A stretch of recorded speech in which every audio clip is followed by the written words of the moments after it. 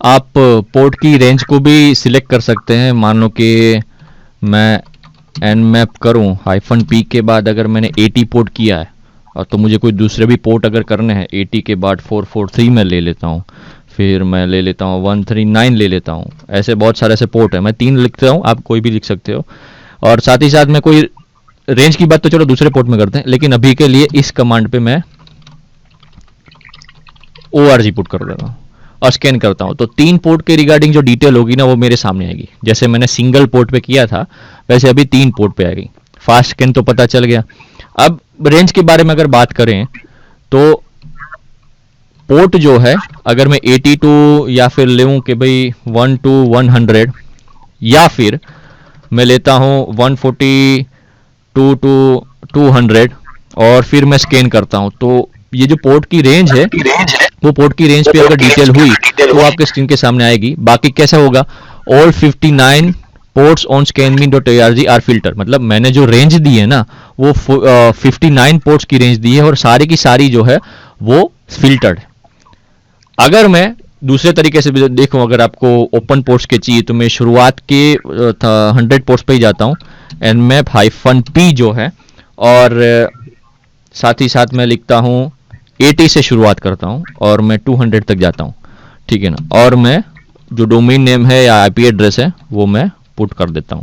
तो उस domain name और आईपी एड्रेस का जो स्कैनिंग का टाइप है वो रेंज का, जितने भी फिल्टर पोर्ट हैं, ओपन पोर्ट हैं, वो स्क्रीन के सामने होंगे। 117 पोर्ट क्लोज हो चुके हैं, ठीक है ना, और बाकी के जितने आपको दिख रहे हैं ना वो सारे फिल्टर ओपन की डिटेल हुई।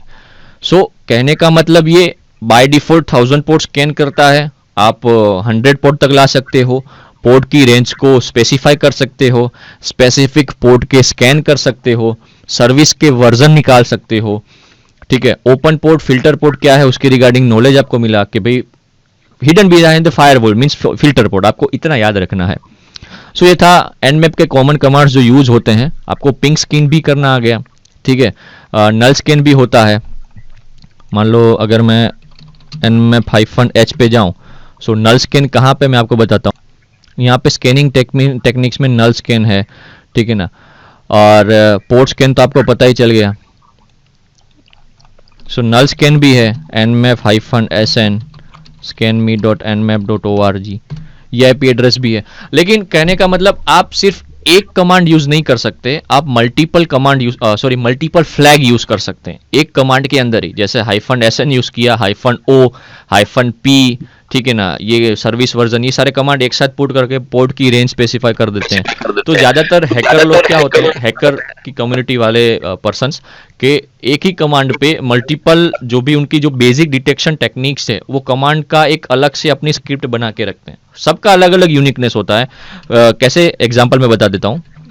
-sn है, पिंग स्कैन का क्या बोलते हैं वर्जन निकालने का सर्विस वर्जन है, ओएस डिटेक्शन का, सॉरी मेरा कमांड पुट हो गया, ओएस डिटेक्शन का -o है, अग्रेसिव स्कैन, ठीक है, पोर्ट की रेंज स्पेसिफिक जहाँ पे उनको पता होता है कि शायद ये पोर्ट जो है ओपन फिल्टर में आ सकते हैं 80, और उसकी रेंज जो है वो आप पुट कर सकते हैं, ठीक है ना, 100 to 200। फिर उसके बाद आईपी एड्रेस आता है, ठीक है। तो ये एक बहुत मल्टीपल फ्लैग्स यूज करके एक ही साथ इतने सारे एक्शंस जो है परफॉर्म कर सकते हो आप, ठीक है। तो कहने का मतलब ये है कि एंटर गलती से दबा गया क्योंकि ये तो अलग अलग स्क्रिप्ट होती है। आप ये nmap के ये जो